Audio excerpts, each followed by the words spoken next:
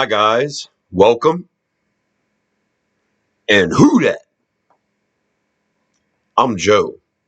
And today we are going to be looking at the newly released 2024 NFL schedule for our beloved Bless You Boys in black and gold, the New Orleans Saints. And all of my favorite Saints channels are doing these predictions of what the record's going to be. And, you know, I want the schedule released and I want to look at it. And predicting the records is kind of futile. I'm not going to go on an epic rant about it. I'll try to entertain the same thing, but it's just, we all know it's ridiculous. I mean, you can just look at last year for starters. When the season started, we all thought the Houston Texans weren't going to be that good. And by the end of the year, we all knew they were one of the best teams. Same could be said for the New York Jets, who started with Aaron Rodgers as quarterback for 4 plays. And then after that, yeah, the Jets became pretty bad pretty quick, regardless of how good the defense was, right? I look at teams like Cleveland, who, snuck into the playoffs. They seem to be one of the better teams in the league if they can get quarterback figured out and their coaching figured out and everything else. The defense looks pretty good. And you really just never know. Right now, looking at the league, everyone thinks Carolina once again is going to be one of the worst teams, if not the worst team. And we just don't really know.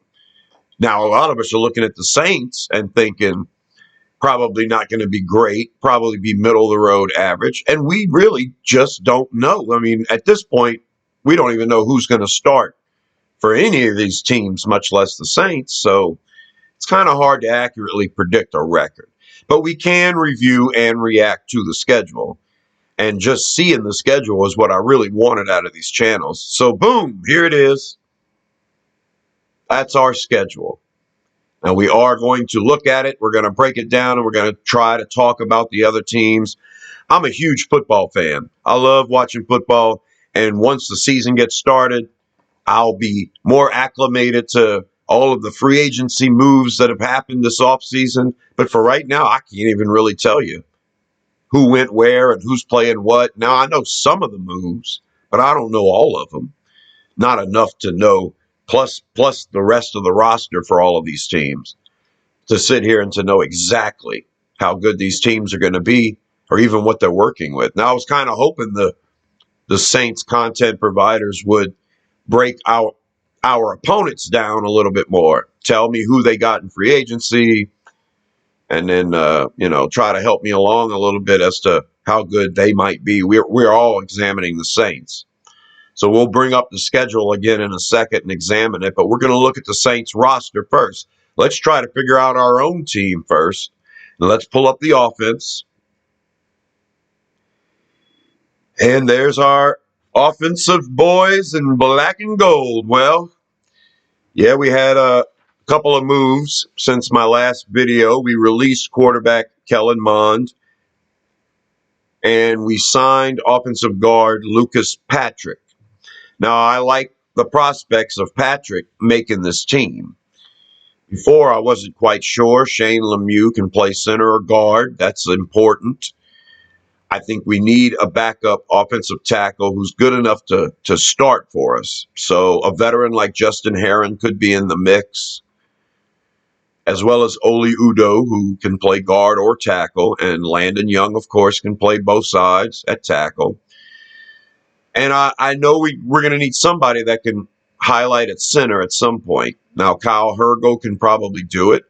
Not sure if our newly signed guy, Lucas Patrick, is going to be a starting left guard for us or just a primary backup center guard.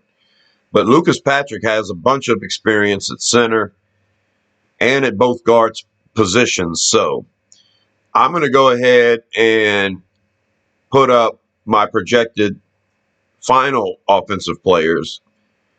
And now this, even though I have Lucas Patrick listed as the backup right guard, there's a big chance Lucas Patrick starts at left guard for us. The way I have it set up here, it's still Saldiveri. And like I said, we just don't know right now. But yeah, instead of keeping two young players in Sincere Haynesworth and Kyle Hergel, I've decided I think Hergel's still going to make the team. At least one young backup's going to make the team, Haynesworth or Hergel. I'm leaning more towards Hergel now because of the signing of Lucas Patrick, who can play center as well. So now we've got all kinds of stuff covered on the offensive line. We just don't really have a starting left tackle. And like I said, we don't know what we have in Penning. Maybe Trevor Penning turns a corner. He should. I'm expecting him to. I mean, he was a rookie that got hurt. He barely got to see the field and play at all, and he was hurt for basically the entire rookie season. Then he doesn't have an off-season training program at all, nothing. He's rehabilitating from his injuries. So his second year last year was basically his rookie year. And with almost no off-season training at all, he gets thrown into the fire. He doesn't hold up well. After 4 games or so, we decide to sit him. And he doesn't really work his way back into the rotation at all. He ends up playing on field goal protection for a little bit. But other than that, that's it. So I'm kind of looking at this third year of Penning to be his first year where he actually has the entire offseason to train and, rookie year under his belt. Now we can roll him out there as a starter and see what he can do. But he's learning a whole new offense just like the rest of these guys. So we don't really know what we have in the Saints. We could have a very good team if this offense works well and the players that are pretty good on our team can excel. And I think about how well the offense was clicking last year in a system that we had given up on with a bunch of players that we weren't sure what we had. And we did pretty good. So maybe the Saints are a really good team and we just don't know it yet. Let's pull up the defense and I'll show you the quick moves that happened there. We released defensive tackle John Pennicini. And we signed defensive tackle Kendall Vickers. I don't think Vickers is going to make the team, probably not ahead of a 6th-round draft pick in Christian Boyd. So these are all of the players vying for a defensive spot as of right now, and I'm recording this right after noon on Friday. So now we'll pull up my projected final defensive roster, and whether the starters or however it works out, these are the players that I think are going to make the final 53. And once again, we can look at this roster and think we know how good they're going to be. Everybody that performed pretty well last year is a year older. Yep, our defensive boys. This is supposed to be the strength of the team. So if our team is going to be good this year, we're kind of expecting the defense, especially the secondary, to stand up again and do something. Maybe we get a few more sacks, a few less turnovers, but a few more sacks. Maybe our defensive line plays better. Maybe we can stop the run. I don't know. I don't know if we've done enough on the defensive line to change our fortunes on defense. And most people were focused on rushing the passer. And, of course, we have to stop the run first. And I don't think we've done enough. Christian Boyd has a lot of strength. He plays well against the run. Right now, he's taking Malcolm Roach's place, which is going to be, Roach was the best run stopper on the team, even though he didn't get a lot of playing time. So, yeah, I think that's the key to the Saints. Defense, stopping the run. If the secondary can hold up, if we can't generate enough pressure against the passer from our front, then secondary will have struggles like they did last year, but they exceeded pretty well, even with those frontline deficits. So I would like to see an improvement against the run. And on offense, of course, I'd like to see an improvement in actually running the ball. So that's where I'm at with the Saints. As a team, I feel like we're somewhere around between 7-10 or 7-10 and 10-7. At best, 11-6. If everything goes your way, 11-6. but I'm not quite sure. So we'll pull up the schedule, and we'll take a look at the schedule. We'll look at all the teams we play, and even though predicting a record isn't in the cards here, we'll still see who we're dealing with. So the first thing I do when the schedule's released, I look for the cold weather teams and when we play them, if we have to play them on the road. So I look at Chiefs up in October. Okay, early October should be fine. Then I look at New York Giants. Oh, December. Yeah, it's going to be cold. At Green Bay. Wow. Yeah, that's going to be a cold one. So that's the first thing I do. I look for cold weather teams. We're away. When do we play them?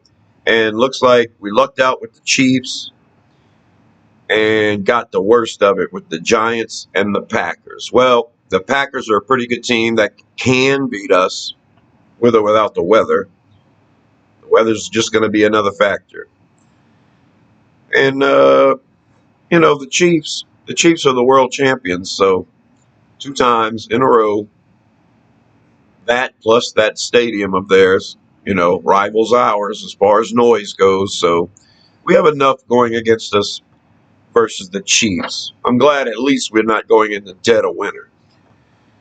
Then the next thing I do is I look for primetime games. Basically Thursday night games so I can figure out,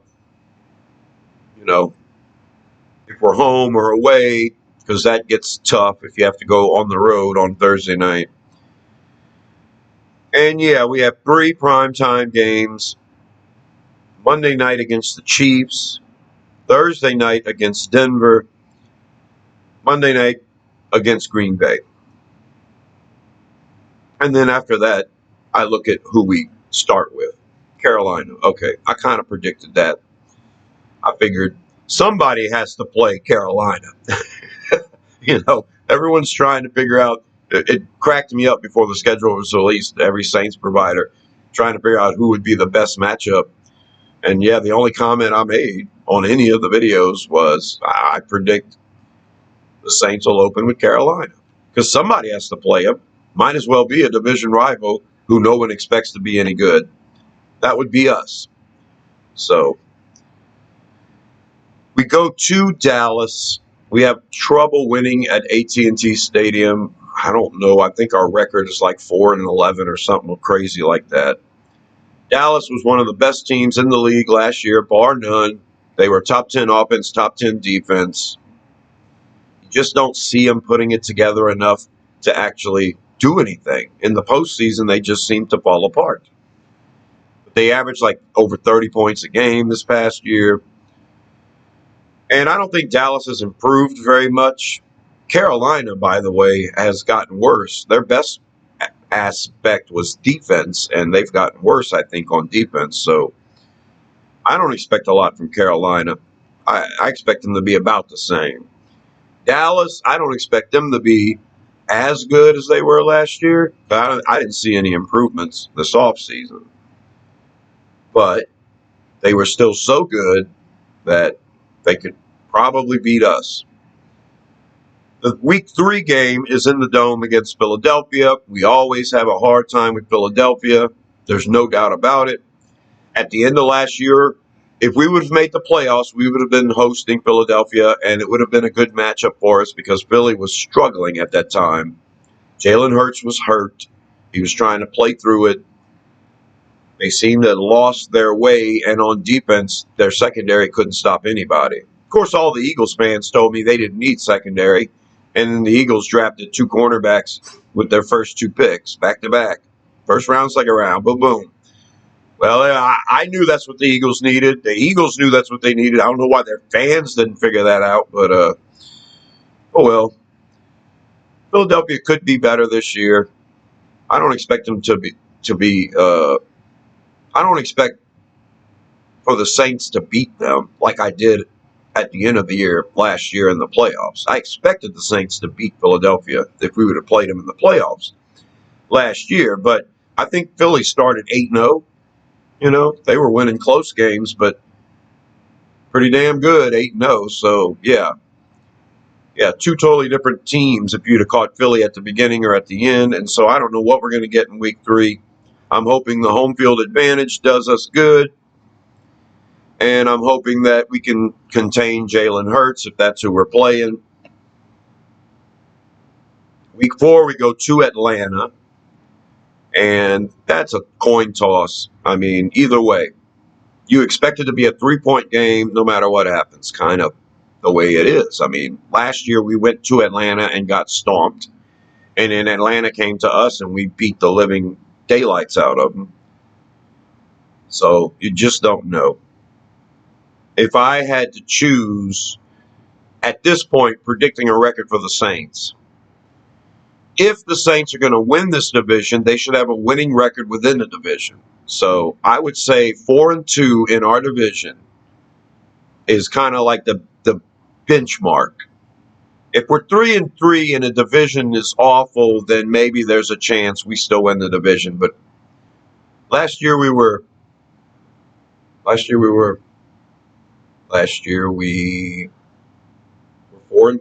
We swept the Panthers. Yeah, we beat Tampa once and Atlanta once, so we were 4-2. We lost to Tampa, lost to Atlanta, and then we beat Tampa, beat Atlanta, and we swept Carolina. So I don't think we get swept this year. And 4-2 is the divisional record you should have if you're going to be the divisional winner. That's the way I look at it. So I think we sweep the Panthers this year, and I think we split with Atlanta and split with Tampa. And if we're really good, we can sweep one of those teams. But I'm going to go with 4-2 within the division. That feels right to me. And whether we beat Atlanta on the road or at home remains to be seen. Then we go to the Chiefs for Monday night. You never know what's going to happen. Maybe the Chiefs have some kind of issue like they did last year where we all thought they were great, but you didn't know. And, I think they lost 6 games last year, so it's not like they're not beatable. But that's a tough one to expect the Saints to pull out. Then we go home and host Tampa Bay. Last year, Tampa Bay came into the Dome and whipped us. We ended up going to Tampa Bay at the end of the year and whipping them. So that's another one. I think we split with Atlanta and Tampa, and whether we win that one or lose that one, we'll see. So now I'm going to stop right there after the first 6 weeks. If we can come out of that 3-3, then I think we're okay. We're actually pretty good. I don't want to be a 500 team, but I think it's a brutal start when you have to face Dallas and Philadelphia and the world champion Chiefs. And you've got 3 divisional games in there as well. Now, honestly, the 3 divisional games are the most important ones. And you guys, deep down, you know it. Whether the Saints are really good or not, that'll be determined in games versus Dallas, Philadelphia, and the Chiefs. If we can't beat them, then we're at that point where, well, we beat the teams we're supposed to beat. We can't beat the teams that we're supposed to lose to. But if we can manage a win, just one win against either Dallas, Philly, or the Chiefs, then that'll prove that we're okay. We're pretty good. Now, we would expect to sweep in our division if we were pretty good. So I look at the first 6 games, and I say if we come out of that 3-3, we're doing pretty good. You may drop one to a divisional rival. That's to be expected. But if you're 3-3, that means you found a way to beat either the Cowboys, the Eagles, or the Chiefs. And that would tell me that you're actually a pretty good team. Divisional games are so tough, and they are the most important ones. So if we win the 3 divisional games and lose the 3 out of division, that's kind of what I expect. But we could be 1-5. We could be 0-6 at this point. So I'll take 3-3. Before that Thursday night game against Denver when Sean Payton comes back in town. Of course, I tell you guys, Denver's always been my second favorite team. I am pissed at Sean Payton for doing what he did to us. So I'm not cheering for him as long as he's in the league. And yeah, he comes into the Superdome, he's going to get booed. Once he retires, he comes back to the Superdome, we'll give him the cheers he deserves. But yeah, screw you, screw Denver, and Sean Payton's team looks like garbage this year, in my opinion. He needs a good quarterback for it to work. Oh, you can have an average quarterback and squeeze some wins out, but yeah, I don't think they're going to be as good as they were last year because I don't think their quarterback situation got better. Eventually, Bo Nix works into a pretty good player, I bet. But I don't think, not by week 7, and the Saints should beat Denver. And that's a short week, but at least we played Tampa at home the week before. So playing a Thursday night game, Denver's having to come from Colorado all the way to us. And even though it's a short week for us, we get to stay home. So that's advantage us. And then we have the long week, kind of a mini bye before we travel to the LA Chargers. You don't know what they're going to be with Harbaugh, but I expect the Chargers to be better than they were last year. But that's a winnable game for the Saints. And then we have to go to Carolina after that. And of course, we should win that game. We come back home, and we're at home for the next month. But there's a bye week in there. We host Atlanta. Then we host Cleveland. Then we have our bye week. And then we host the LA Rams. It's a different game versus the Rams. Going to the Rams last year and felt like we were way outmanned. And the Rams struggled at the beginning of the year last year. If we'd have caught them early, we might have beat them. By the time they played us last year, they were turning a corner. Everyone knew they were pretty good. They were the red-hot team no one wanted to play. And, of course, the Saints did. We lost. So, but the last time the Rams came into the Dome, we beat them. And even though I think we only won by 7 points, we beat them worse than that. Kind of like how they beat us last year. They beat us, I think, by 8. So that's a toss-up. The Cleveland game, to me, is a toss-up as well. If Jameis Winston's the quarterback, we'll win. And I don't have any faith in Deshaun Watson. So if Cleveland gets the running game going and their defense is on, then it's going to be tough. But I look at those 3 home games in a row with that bye sandwiched in between, and we should be 2-1 out of that. If we can be 3-0 out of that, then yeah, playoffs are bust for us. After the Rams, we go to the Giants. That's a cold weather game. The Giants, I don't think, are going to be very good this year, so we should win that. We come home to play Washington. Whether that's going to be Jaden Daniels or not, I don't know.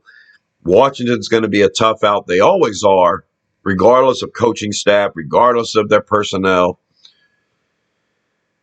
And then we have to go to Green Bay for that right before Christmas Winterfest in Lambeau Field on a Monday night. So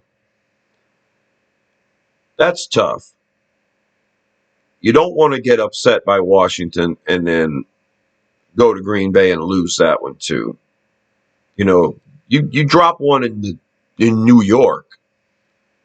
You lose to the Rams, and then you screw up and lose to the Giants. Then you come home and lose to the Redskins, the Commanders. And then go to Green Bay and lose to them. Yeah, season's over. That's not the way you want to come out of the bye week.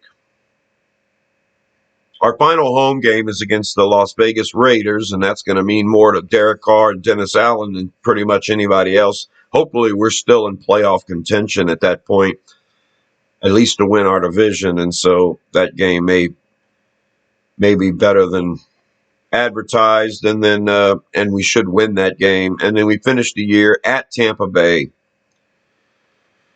And I think we're going to split with Tampa. We usually do really good in Tampa Bay, so I expect we win that game. And if we can beat them when we host them early in the year, then that'll be nice fortunes for us. I expect to sweep Carolina. I expect to split with Tampa Bay. And I expect Tampa to beat us in the Dome. but us to beat them in Tampa. And in Atlanta is Atlanta. If we can sweep them, great. They haven't swept us since like 2016. So if they sweep us, oops. Yeah, that's the kind of season we're going to have. So maybe we split with Atlanta, split with Tampa. We sweep Carolina. We go 4-2 in the division. We lose to Tampa Bay in the first 6 games, but we managed to beat Philadelphia or Dallas or the Chiefs. Because I think we're going to be 3-3 coming out of that first 6 games. Then we beat Denver. We beat the Chargers. We beat Carolina. If we can win 3 games in a row, yeah. Then, yeah, the sky's the limit for us. We take care of Atlanta the second time we play them to have 4 wins in a row. Then you stay at home for Cleveland right before the bye week. Hopefully you don't sleep on them. Yeah, there's a good chance that we're 7-4, 7-3, 7-4 going into the bye week. Yeah, there's a chance we're 7-4. there's a chance we're only 4-7 too. But and then coming out of that bye week, we should really have things under control. If we can't beat the Rams at home, then we're not one of the best teams in the league. But you can still beat the Giants and the Commanders. You might lose to the Packers, but you should beat the Raiders. And you're as good as the Bucks, and that's going to determine who wins the division. So that's the way I look at it. It's hard for me to predict a final record right now. I'll give it a shot after the 3rd preseason game. So in the week leading up to the regular season, I'll give it a shot and try to predict the final record. I did it last year. I predicted we would go 10-7. We ended up 9-8. But I pretty much given up on the Saints after the Rams game last year, and I didn't think they had 9 wins in them at that point. They managed to win the last 2 games, and depended on other people and what they were going to do for us to get to the playoffs. So I don't want it to be that way this year. I want to be in control of our own destiny. I want to be able to win the division, which is the most important thing. That way you are guaranteed a playoff spot, and you're going to host at least 1 playoff game. And that's always the goal for me. I want to win the Super Bowl, but only one team does that. So the most important thing for the Saints is just win this division. Go 4-2 in this division at least. And if you're really good, you'll go 5-1 or 6-0 in this division.